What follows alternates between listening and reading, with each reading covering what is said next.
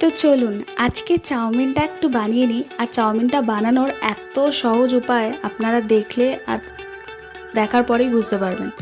তো আমি প্রথমে আলুটাকে চাউমিনে দিয়ে তেলে দিয়ে ভেজে নিয়েছিলাম। সেই ভিডিওটার ক্লিপটা আমি পাচ্ছিলাম না, তাই জন্য দেখানো হয়নি। জাস্ট নর্মাল আলুটা ভেজে নিয়েছিলাম।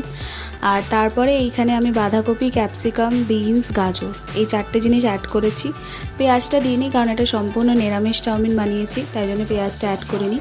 সামান্য একটু নুন দিয়েছি। আর চাউমিনটার সাথে পাস্তা দিয়েছি, কারণ চাউমিনটা খুব কম ছিল, তাই জন্য আমি চেয়েছিলাম বেশি করে সবজি দিয়ে দিতে।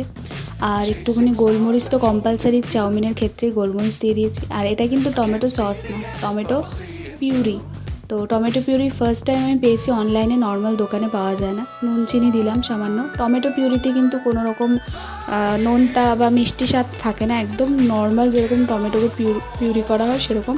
কিন্তু কেনার পরে আপনাদের সঙ্গে সঙ্গে 3 দিনের মধ্যে ওটা ইউজ করে দিতে হবে। আমি জানতাম না, তাই জন্য ওটা বাকিটা ফেলে দিতে হয়েছে। আর যে কোনো চাইনিজ খাবার বানানোর সময় আপনারা কিন্তু একটু জল দিয়ে দেবেন। জল দিলে কী হয়, তেল তেলে ব্যাপারটা চলে যায় আর বেশ সুন্দরও হয়ে ভাজা ভাজা হয়ে যায়। তাতে টেস্টটাও কিন্তু এনহ্যান্স হয়। তাই চাউমিনটা দুর্ধর্ষ হয়েছিল।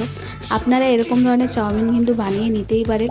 আর আমার চ্যানেলে এই এত ভালোবাসা দেওয়ার জন্য প্রত্যেককে ধন্যবাদ। আর তোমাদের প্রত্যেকটা কমেন্ট আমি পড়ি, যতটা রিপ্লাই দিই। আর না হলে বাকিটা আমি শর্টস ভিডিওতে আমি শাউট আউট দিই। তো তাই তোমরাও যদি শাউট আউট পেতে চাও তো ভালো ভালো কমেন্ট করো। আর এইভাবেই তোমাদের ভালোবাসা আমার চ্যানেলের সাথে রেখো। আগামী দিনের জন্য অনেক অনেক শুভেচ্ছা তোমাদের সবাইকে। আর এই চাউমিনটার রেসিপিটা কেমন লাগলো আজকে কিন্তু অবশ্যই কমেন্ট করো। Bye bye.